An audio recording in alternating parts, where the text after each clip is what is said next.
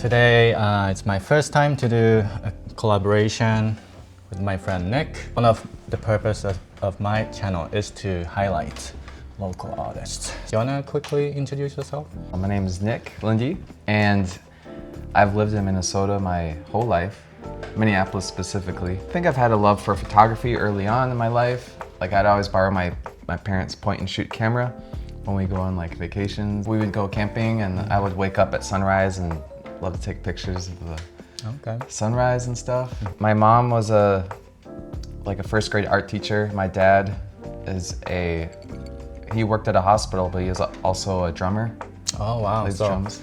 Both your parents are artists. Yes, and then my little sister ended up going to school for illustration. Oh, okay. So I feel like our family really encourages or embraces arts. Wow. So you chose photography. What really made you decide on photo? there's so much beauty in capturing a specific moment in time. This moment in time will never exactly be the same as it will be in like even a minute. Capturing that energy and joy, or just like appreciation and gratitude for like capturing what's alive and real, and even just like sad things too, or just like it's important to document. This is what's like a fact of like being a human being. So you try to capture not only, you know, what we can see physically, but emotional stuff too. Yeah. I feel like that's difficult to do with pictures. People can really feel your heart or intention sometimes when you're taking a photo. Like people, just like when you're watching a movie or a show, like you can see the intent that the director has. Yeah. With the shot that they're creating and the mood. I do a lot of portraits of people and I get paid to take their photos, so I want to make them look good. So if I really wanted to, I could try to make people look bad, but people don't value that so as much. For example, if you want to take someone in a bad way, what kind of techniques would you use? I would probably try to ask them a lot of questions, make them look confused and distracted. Not like a philosophical, sophisticated, confused face, but like just dumb, confused face. Yeah. Nice. So earlier you said you take portraits and stuff, right? And people pay you to have you take pictures. What kind of photos do you take for your business, I guess? Yeah, good question. I start off with strictly yoga photography. Like that's how I kind of got my start in like professional photography. Yeah. I did headshots for this local yoga studio that's not around anymore, but it was a lot of fun. And then I branched out to taking pictures of events for their studio, and then it was kind of just natural networking within the yoga community. Because yoga teachers teach at different studios. Do you take pictures of the instructor or the students or the whole class, or? Yeah, it started off just the instructors, like a headshot for the website. But then I started doing more like event photos of like all the the students and trying to capture the energy of the space. I think that it helps that I do yoga, so I can anticipate maybe the next move that they're gonna do, or if someone's doing a handstand, if you get a picture from a low angle, that makes them look larger than life, or it makes it look more impressive. Because like if you're at a view at like a cat's angle, you can be like, oh wow, look at this. That is true. Look at this bouncing human. I think maybe a bad habit is to just take every picture just like from this angle. Like it's good to just use your body and like move around and try different. Maybe try really up high, really low, and like right in the camera. Okay. And I really love playing around with reflections too.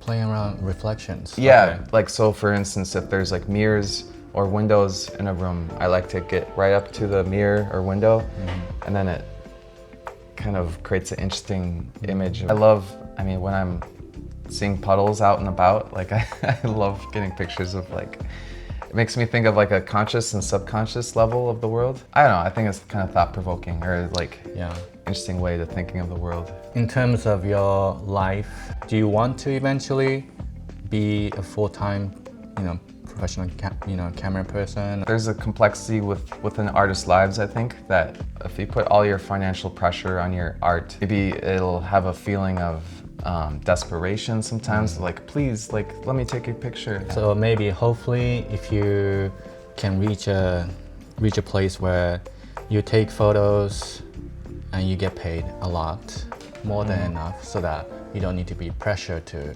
always take pictures to survive, maybe. Yeah. Both of us are doing YouTube, and of course we can really try to change our content to really tailor toward bigger audience to try to get views and stuff. But at the same time, that might not be something that you want to do, right? So I do understand that. How does your photography work with YouTube? I do have a podcast. Can I mention it here? Yeah. Yeah, so it's called Anticipate Creativity, and it's where I talk to people about their creative process and their creative inspiration, and I find it so fascinating because everyone has a different process. I am primarily audio-focused podcast, so this is like my first ever video podcast, so this is really exciting and such an honor. I majored in communications in college, so I think that for me, this is like,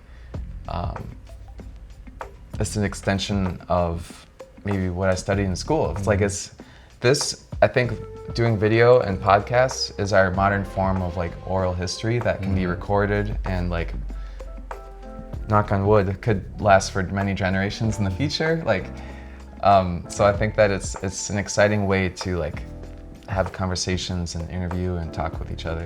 What's the reason why you decided to do a podcast?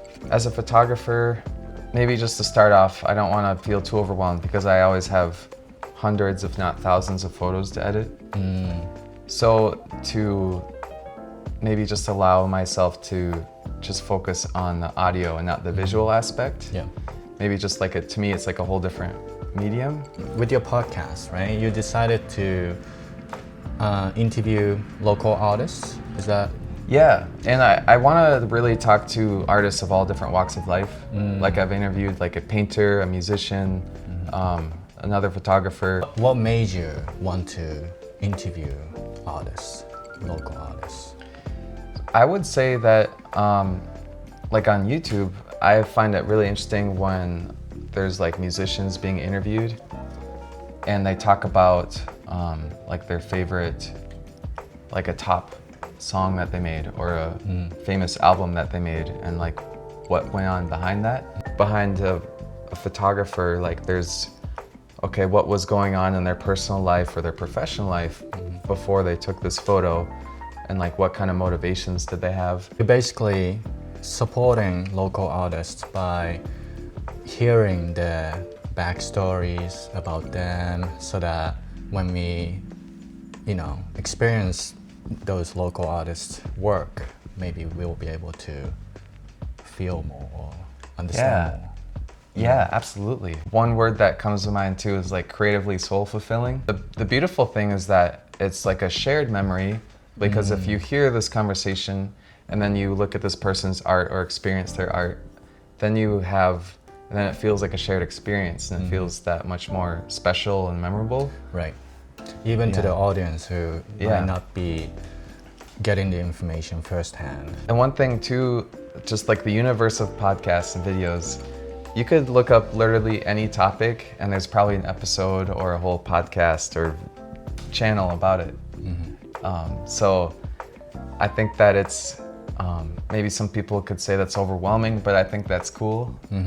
If you want to look up a podcast about your favorite movie, there probably is one. Do you edit the podcast or you just, upload the whole thing? I actually do edit it. Okay. And at first I used a program which probably people know of, it's called GarageBand. Okay. And it comes with most Apple Macs, but I found this great tool. I can show you it later, but it's called Descript, and it takes all the filler words in your video or okay. audio. And so I started using that, and I think it's great because it takes out the tedious work of taking out all those ums and even like long silences. How do you choose which local artists to interview? I'd say that it's a lot of networking. My photo studio is also in the Casket Arts building. So that is a big motivator. Like I've interviewed several artists that are already in the building. And so that's kind of a starting point for me. And I'd like to maybe get out of my comfort zone, or like, you know, talk to people that I barely know or haven't met, just kind of expand on that. So I'm pretty sure some of the viewers would want to see some of your work, photographs and stuff. If they want to see, is there any way to see your work? I do have a website. So it's niklinde.com. Oh, nice. Okay. Yeah, so niklinde.com. Okay. And also I'm on Instagram, Nik Linde Photo. With those, we can check what kind of photos you're taking. Yeah. My last question I want to ask is, what's your dream or your life goal? What do you want to accomplish in your life? I'm not much of a big dream or goal setter, but I feel like it's like maybe a feeling that I'm chasing, or a feeling that I want to accomplish. At the moment? Yeah. So you focus more on like current moment? Yeah, but I strive to think more long term, to feel very secure in myself, like emotionally and professionally,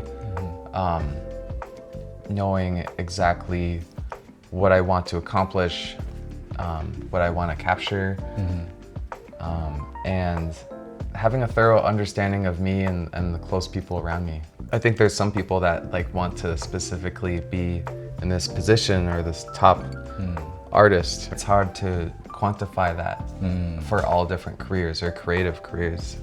That is true, yeah. Especially. I do also believe that I want to continue changing. I want to, in other words, I want to continue improving myself. Yeah. So I don't want to be stuck with just doing one thing, or like one job or something. I do want to continue challenging myself. I feel like once we stop working or trying to improve ourselves, we do regress. What do you think about that?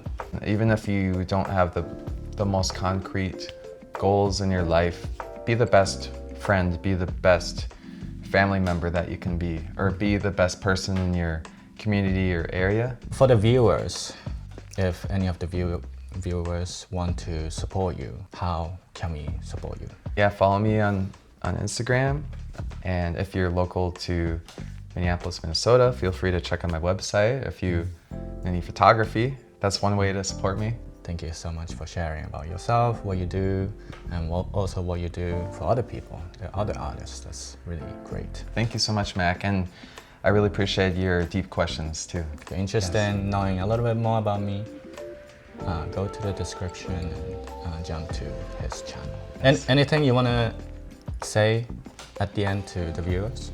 Feel free to keep on creating, even if you feel like there's other great creators and you'll never reach their level, or just keep on creating in your own way. You don't have to compare yourself to other creatives out there, and it's so easy to do that in this day and age. Be creative and be human. Great words. Yeah. Thank you. Yes, thank you. Thank you so much for listening to us. See you later. Bye.